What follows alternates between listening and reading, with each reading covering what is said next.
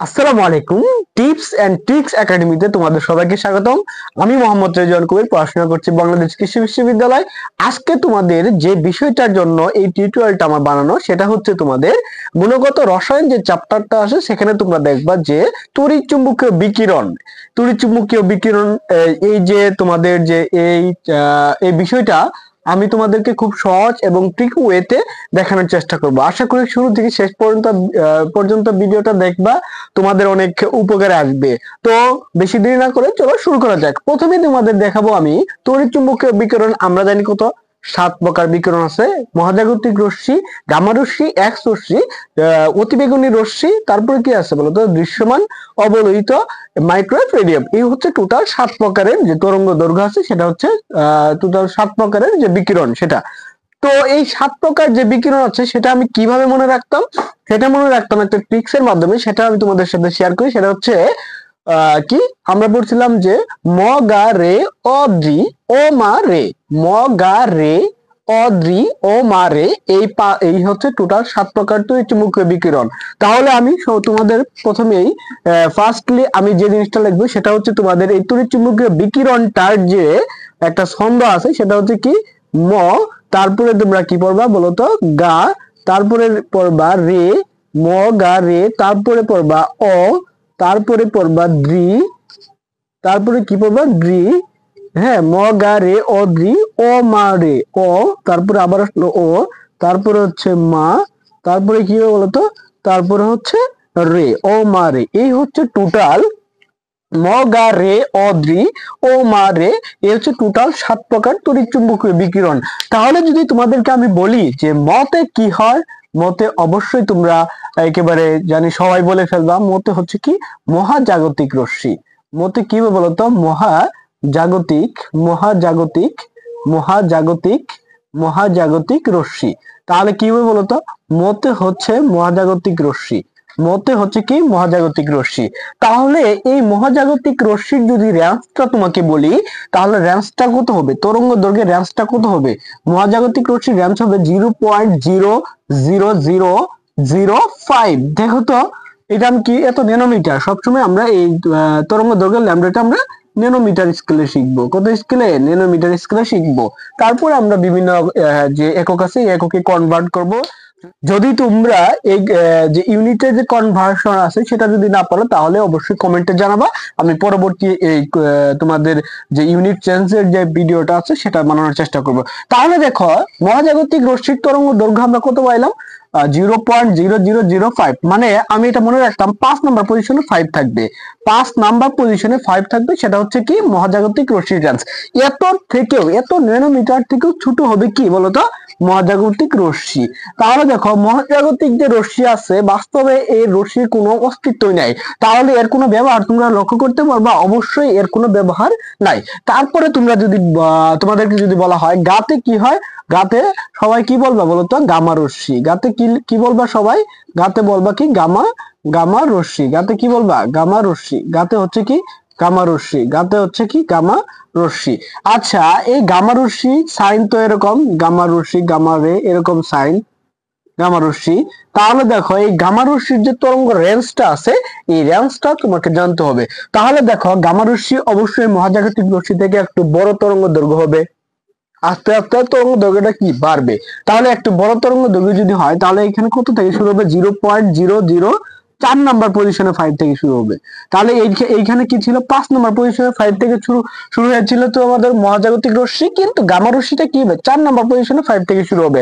অনেকে কি করে, ধরো ধরো তোমাদের আমি বলতেছি, ধরো এত থেকে এত ন্যানোমিটার থেকে কত হবে? 0.0 এত ন্যানোমিটার থেকে কি হবে? 0.1 ন্যানোমিটার পর্যন্ত। হ্যাঁ, সেটা হচ্ছে গামা রশ্মি।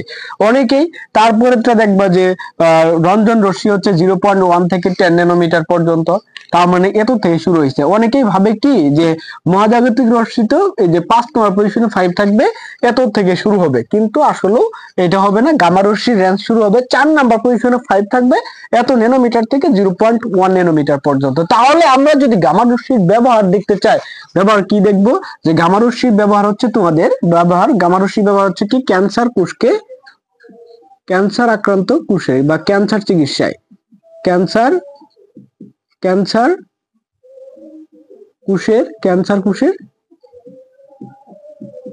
কোষের কি বলতো চিকিৎসায়, ক্যান্সার কোষের চিকিৎসায় আরেকটা তোমার ব্যবহার করতে হবে। তাহলে ক্যান্সার কোষের চিকিৎসা এটা একটা। তারপর হচ্ছে তোমাদের যে খাদ্য শস্য আছে, এই খাদ্য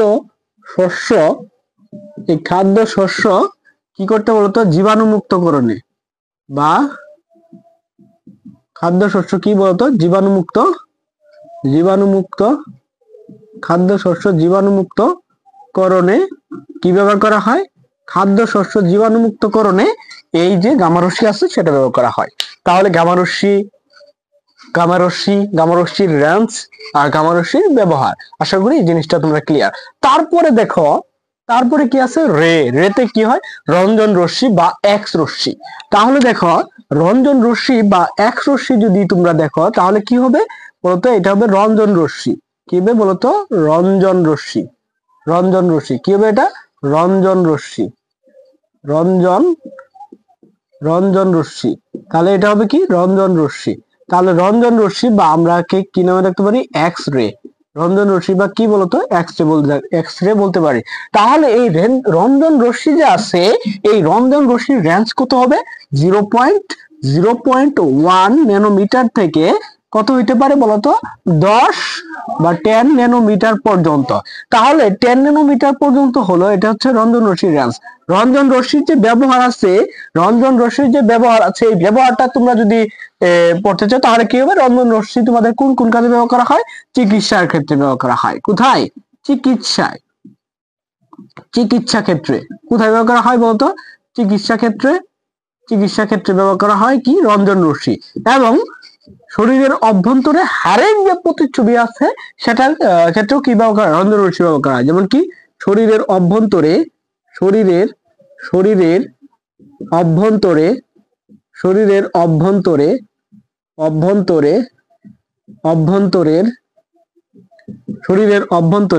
হাড়ের প্রতিচ্ছবি নির্ণয়। হাড়ের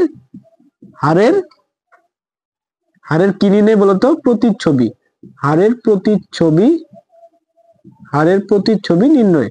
শরীরের অভ্যন্তরে হাড়ের যে প্রতিচ্ছবি আছে সেটা নির্ণয় কি ব্যবহার করা হয়? শরীরের অভ্যন্তরে হাড়ের প্রতিচ্ছবি নির্ণয়ে এই রঞ্জন রশ্মিটা ব্যবহার করা হয়। তারপরে তোমাদেরকে যদি বলা হয় 4 নম্বর পরিসরে কি আছে, অবশ্যই তোমরা বলবা অতে হচ্ছে কি? ইউভি রশ্মি বা অতিবেগুনি রশ্মি। ইউভি রশ্মি বা অতিবেগুনি রশ্মি।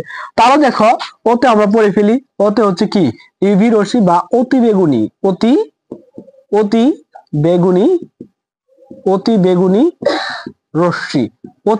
রশ্মি। তাহলে এই অতিবেগুনি রশ্মিকে আমরা ইংরেজিতে কি নামে রাখতে পারি? যে ইউভি রে। অতিবেগুনি রশ্মি বা কি? আল্ট্রাভায়োলেট রে। তাহলে ইউভি রশ্মি বা অতিবেগুনি রশ্মির রেঞ্জ কত হবে? 10 ন্যানোমিটার। 10 ন্যানোমিটার থেকে কত হবে? 10 ন্যানোমিটার থেকে 380 ন্যানোমিটার পর্যন্ত। 10 ন্যানোমিটার থেকে 380 ন্যানোমিটার পর্যন্ত। জাস্ট তোমরা এটাই মুখস্থ করবে, এইভাবে মুখস্থ করবা। ফিজিক্সে গিয়ে দেখবা যে এইখানে তরঙ্গ দৈর্ঘ্যটা একটু তোমাদের মনে হবে যে উল্টাপাল্টা আছে, কিন্তু তোমরা এই যে রেঞ্জটা আছে এটাই মনে রাখবা, এটাই মুখস্থ করবা। হ্যাঁ, পরে তোমাদের যে অপশন আছে অপশন অনুসারে ইউনিট চেঞ্জ করে এগুলা বের করবা। তাহলে দেখো অতিবেগুনি রশ্মির ব্যবহারটা তোমরা কি পাবা? যে অতিবেগুনি রশ্মি কোন ক্ষেত্রে ব্যবহার করা হয়?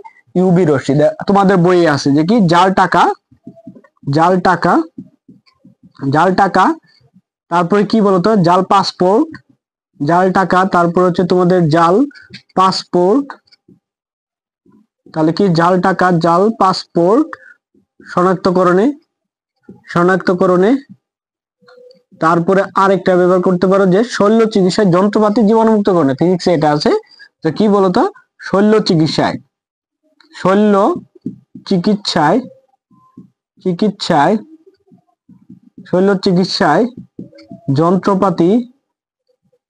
যন্ত্রপাতি জীবাণুমুক্তকরণে।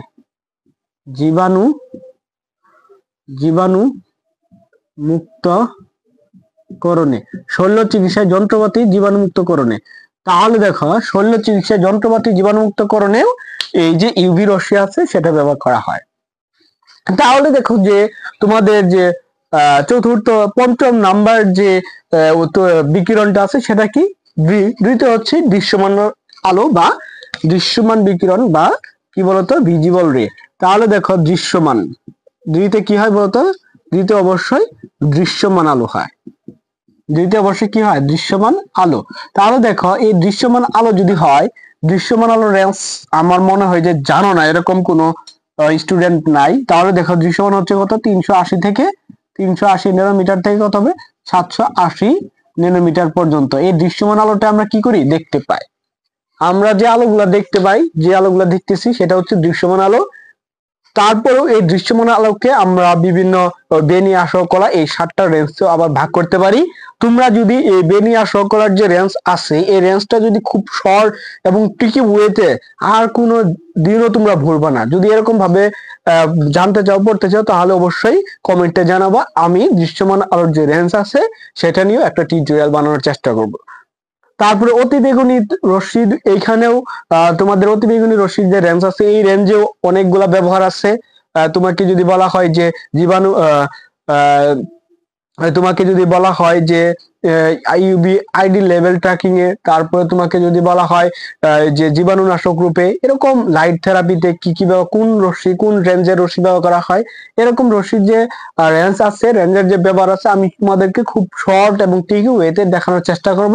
যদি তোমরা এরকম টিউটোরিয়াল চাও তাহলে অবশ্যই কমেন্টে জানাবা। তাহলে দেখো দৃশ্যমান যে আলো আছে এই দৃশ্যমান আলোর যে ব্যবহার সেটা হচ্ছে কি আমরা দেখার কাজে ব্যবহার করি, যে আমরা কি করি দেখার কাজে ব্যবহার করি, দেখা আমাদের দেখার কাজে। এবং বিশ্লেষণী রসায়নে খুবই ইম্পর্টেন্ট এটা, যে কি বিশ্লেষণী বিশ্লেষণী বিশ্লেষণী রসায়নে, বিশ্লেষণী কোথায় বলতো, বিশ্লেষণী রসায়নে, রসায়নে পদার্থের পরিমাণ নির্ণয়ে, পদার্থের পদার্থের পদার্থের কি নির্ণয় বলতো পরিমাণ নির্ণয়ে, বিশ্লেষণী রসায়নে পদার্থের পরিমাণ, পদার্থের পরিমাণ নির্ণয়ে, বিশ্লেষণী রসায়নে পদার্থের পরিমাণ নির্ণয়ে আমরা কি করতে পারি এই দৃশ্যমান আলোটা ব্যবহার করতে পারি।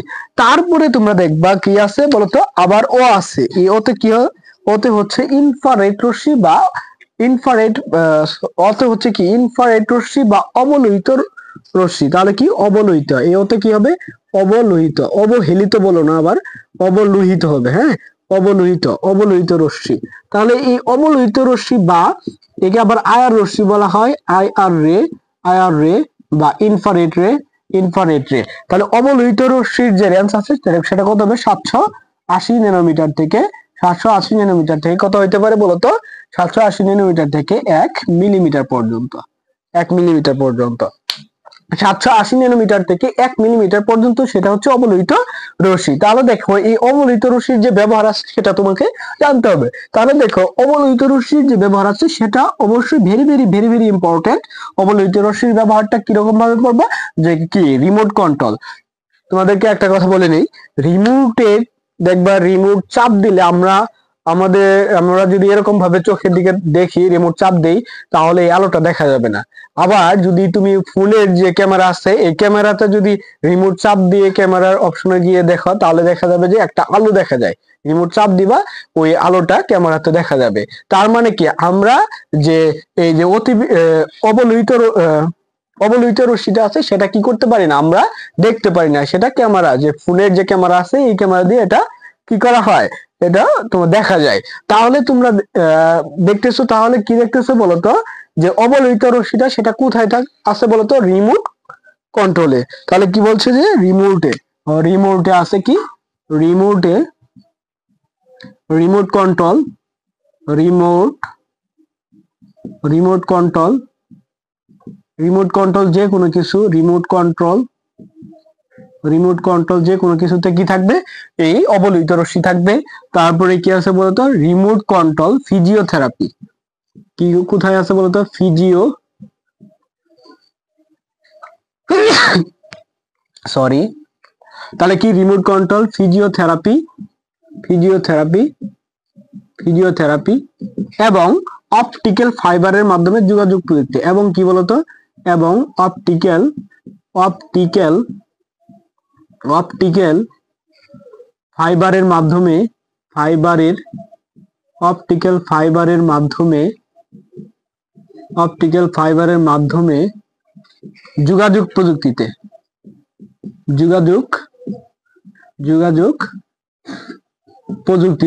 তাহলে কি বলছে যে রিমোট কন্ট্রোল, ফিজিওথেরাপি এবং অপটিক্যাল ফাইবারের মাধ্যমে যোগাযোগ প্রযুক্তিতে এখানে আমরা কি ব্যবহার করে থাকি বলতো? অবশ্যই যে আইআর রশ্মি বা ইনফ্রারেড রে এটা ব্যবহার করে থাকি। তাহলে তারপর আবার দেখবে কি আছে, মা আছে।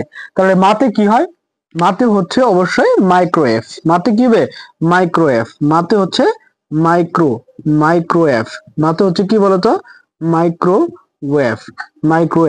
তাহলে দেখো এই মাইক্রোওয়েভ এর রেঞ্জটা কত হতে পারে? মাইক্রোওয়েভের রেঞ্জ হতে পারে কত বলতো? 1 মিলিমিটার। 1 মিলিমিটার থেকে কত হবে বলতো? 1 মিলিমিটার থেকে কত হবে? 1 মিলিমিটার থেকে 1 মিটার পর্যন্ত। 1 মিলিমিটার থেকে 1 মিটার পর্যন্ত সেটা হচ্ছে কি মাইক্রোওয়েভ। এই মাইক্রোওয়েভের যে ব্যবহার আছে সেটা দেখবা। মাইক্রোওয়েভ তোমরা অনেকেই জানো যে মাইক্রোওয়েভ ওভেন রান্না করার কাজে, তাহলে এটা অবশ্যই রান্না করার কাজে ব্যবহার করা হয়। মাইক্রোওয়েভ ওভেন বা রান্নার কাজে মাইক্রোওয়েভ ওভেন বা কি বলতো? রান্নার কাজে ব্যবহার করা হয়। তারপরে আরেকটা ভেরি ভেরি ইম্পর্টেন্ট, তাহলে কি রান্নার কাজে হচ্ছে মাইক্রোওয়েভ ওভেন। আরেকটা মাইক্রোওয়েভ যে ওভেন আছে মাইক্রোওয়েভ। তারপরে মাইক্রো মোবাইল। তাহলে দেখো মোবাইল ফোনে কি ব্যবহার করা হয়? এই মোবাইল ফোনেও এই মাইক্রোওয়েভ ব্যবহার করা হয়। মোবাইল ফোনেও কি ব্যবহার করা হয়? মোবাইল ফোনেও মাইক্রোওয়েভ ব্যবহার করা হয় মোবাইল ফোনে। তারপরে মোবাইল ফোন যদি থাকে তাহলে এর সাথে কি ফ্রি বলতো? মোবাইল ফোন থাকলে অবশ্যই তোমাকে ওয়াইফাইটা নিতেই হবে বাধ্যতামূলক। মানে ওয়াইফাই ছাড়া মোবাইল ফোন মনে করো যে একটা জীবন্ত লাশ এরকম টাইপের। তাহলে মোবাইল ফোন যেখানে থাকবে সেখানে কি থাকবে বলতো? ওয়াইফাই। তাহলে মোবাইল রান্নার কাজে মোবাইল ফোন এবং ওয়াইফাই যে জিনিসটা আছে সেখানে কি ব্যবহার করা হয়? এই মাইক্রোওয়েভটা ব্যবহার করা হয়। তারপরে তোমরা দেখবা যে রেতে হচ্ছে কি বলতো? এই লাস্টের যে ওমারে এটা হচ্ছে রেডিও। এর রেতে হচ্ছে কি? Radio wave. এই রেডিও ওয়েভ বা টেলিভিশন অ্যাপ, এখানে কিন্তু রেডিও টেলিভিশন যে আছে সেটা। তাহলে রেডিও অ্যাপের যে তরঙ্গ দৈর্ঘ্য আছে সেটাকে পড়বা কত? 1 মিলিমিটার থেকে কত হবে বলতো? এটা হবে 10 কিলোমিটার পর্যন্ত। সবচেয়ে বড় তরঙ্গ দৈর্ঘ্য হচ্ছে এটা। তাহলে কি 1 মিলিমিটার থেকে 10 কিলোমিটার পর্যন্ত। আর যে এটার যে ব্যবহার আছে সেটা হচ্ছে কি? রেডিওতে তো অবশ্যই হবে। রেডিওতে এই তরঙ্গ ব্যবহার করা হয়। রেডিওতে। তারপরে কোথায় ব্যবহার করা হয় বলতো? টেলিভিশনে। হ্যাঁ, রেডিওতে। তারপরে কোথায় ব্যবহার করা হবে? টেলিভিশনে। রেডিওতে, টেলিভিশনে। হ্যাঁ, তারপরে তোমরা ব্যবহার করতে পারবে এটা ব্যবহার করতে পারবে ভেরি ভেরি ইম্পর্টেন্ট, সেটা হচ্ছে এমআরআই যন্ত্রে। কোথায়? এমআরআই যন্ত্রে এটা ব্যবহার করা হয়। তাহলে টোটাল তোমাদের শেষ। হ্যাঁ, তোমাদেরকে যদি বলা হয় যে এখন এরকম এখান থেকে কোশ্চেন করা হয় যে ক্যান্সার কোষের চিকিৎসায় কোনটি ব্যবহার করা হয়? অবশ্যই গামা রশ্মি। তারপরে তোমাদেরকে যদি বলা হয় যে রিমোট কন্ট্রোলে কোনটি ব্যবহার করা হয়? অবলোহিত রশ্মি। জাল টাকাতে কোনটি ব্যবহার করা হয়? ইমি রশ্মি। আশা করি তোমরা এই ছকটা খুব সহজভাবে মনে রাখতে পারবা। তো এটা ছিল আমার এই টিউটোরিয়ালের মূল লক্ষ্য। তারপরে তোমাদেরকে যদি বলা হয় যে এরকম ভাবে কোশ্চেন আছে যে তোমাদের যে তরঙ্গ দৈর্ঘ্যের রেঞ্জ আছে, সবচেয়ে বড় তরঙ্গ দৈর্ঘ্য কোনটা, এরকম আসে। তাহলে দেখো তরঙ্গ দৈর্ঘ্য উপর থেকে নিচে গেলে পারতেছে। এর সাথে আরেকটা খুবই খুবই খুবই খুবই ইম্পর্টেন্ট 3টা কোশ্চেন, সেটা হচ্ছে তোমাদের তোমরা জানো যে ম্যাক্স প্লাঙ্কের একটা সমীকরণ আছে কি? E সমান হচ্ছে এইচ নিউ বা এইচ এফ মানে E সমান এইচ এফ। একে যদি তোমরা একটা সমীকরণে ভাঙো, এফকে যদি ভাঙো, তাহলে কিভাবে বলতো? সি ডিভাইডেড বাই ল্যামডা, এরকম টাইপের সমীকরণ তোমরা পাও। এটা হচ্ছে কি? ম্যাক্সওয়েলের তড়িৎচুম্বকীয় বিকিরণ সংক্রান্ত একটা সমীকরণ। এই সমীকরণ থেকে আসলেও বিভিন্ন কোশ্চেন তোমরা অ্যান্সার করতে পারবা। 1 নম্বরে তোমাকে যদি বলা হয় যে শক্তির সাথে, তাহলে তোমাকে যদি বলা হয়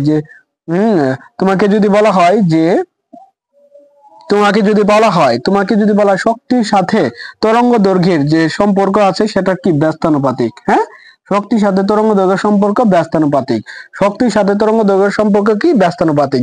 তাহলে তোমাকে যদি বলা হয় কম্পাঙ্কের সাথে, কম্পাঙ্ক f সমান হচ্ছে কম্পাঙ্ক, কম্পাঙ্কের সাথে তরঙ্গ দৈর্ঘ্যের যে সম্পর্ক আছে সেটা কি হবে বলতো? অবশ্যই কম্পাঙ্কের সাথে অবশ্যই কি হবে? ব্যস্তানুপাতিক হবে। কম্পাঙ্কের সাথে অবশ্যই কি হবে? ব্যস্তানুপাতিক হবে। তারপরে তোমরা আরেকটা সমীকরণ জানো কি? জানো ভি সমান হচ্ছে কি? F lambda. এরকম ভাবে তোমরা একটা সমীকরণ জানো। তাহলে তোমরা দেখো ভি এর সাথে যে ল্যামডার যে আছে সেটা সম্পর্ক হচ্ছে ভি এর সাথে ল্যামডার সম্পর্ক হচ্ছে সমানুপাতিক। ভি এর সাথে ল্যামডার সম্পর্ক কি বলতো? সমানুপাতিক। এই তিনটা যে ইকুয়েশন আছে, এই তিনটার যে প্রপোর্শন, এইখান থেকে তোমরা কি কি আনসার করতে পারো? তোমাদেরকে অনেক পরীক্ষাতে আসে যে নিচের কোন তরঙ্গটি শক্তি সবচেয়ে বেশি। তাহলে দেখো আমরা তো সবসময় এটা তরঙ্গ দৈর্ঘ্য দিয়ে মনে রাখবো। তরঙ্গ দৈর্ঘ্য যার বেশি তার কি হবে? শক্তি অবশ্যই কম হবে, কারণ এদের সাথে ব্যস্তানুপাতিক সম্পর্ক। এটার সাথে কি সম্পর্ক? শক্তির সাথে ব্যস্তানুপাতিক সম্পর্ক। তাহলে তোমাকে যদি বলা হয় যে সবচেয়ে শক্তি কার বেশি বলতো? অবশ্যই যার তরঙ্গ দৈর্ঘ্য কম সেটা শক্তি বেশি। তাহলে কি? মহাজাগতিক রশ্মির শক্তি সবচেয়ে বেশি। তাহলে যদি তোমাকে বলা হয় সবচেয়ে শক্তি কার কম, শক্তি কার কম, তার মানে যার তরঙ্গ দৈর্ঘ্য বেশি সেটা হচ্ছে কি? Radio wave. তোমাকে যদি বলা হয় যে কম্পাঙ্ক সবচেয়ে কার বেশি, অবশ্যই যার তরঙ্গ দৈর্ঘ্যতে ব্যস্তানুপাতিক সম্পর্ক। তাহলে যার তরঙ্গ দৈর্ঘ্য কম আছে সেটা হচ্ছে সবচেয়ে বেশি কম্পাঙ্ক। সবচেয়ে কম হচ্ছে কি? রেডিও ওয়েভ, সেটা হচ্ছে সবচেয়ে কম কম্পাঙ্ক। ব্যাক কার বেশি? ব্যাক যেহেতু সমানুপাতিক তাহলে রেডিও ওয়েভের ব্যাক সবচেয়ে বেশি। এই ছিল আমার টিউটোরিয়ালটি আজকের। তো আর তোমরা যদি এই ভিডিওটা ভালো লেগে থাকে অবশ্যই আমার সাবস্ক্রাইব করে আমার চ্যানেলের পাশে থাকবা। এরকম আরো ট্রিক্স এবং টিপস এর মাধ্যমে আমি তোমাদেরকে এডমিশন এবং এইচএসসি সব জায়গাতেই যেন কাজে লাগে এরকম টাইপের ভিডিও আমি এই আমার চ্যানেলে দিব। তোমরা আশা করি হ্যাঁ, তোমাদের কাছে আমার মানে এইখানে কষ্টের চাওয়া হলো একটাই, সেটা হচ্ছে সাবস্ক্রাইব করে আমার পাশে থাকো, লাইক কমেন্ট এবং শেয়ার করো। সবাই ভালো থেকে সুস্থ থাকো। আল্লাহ হাফেজ।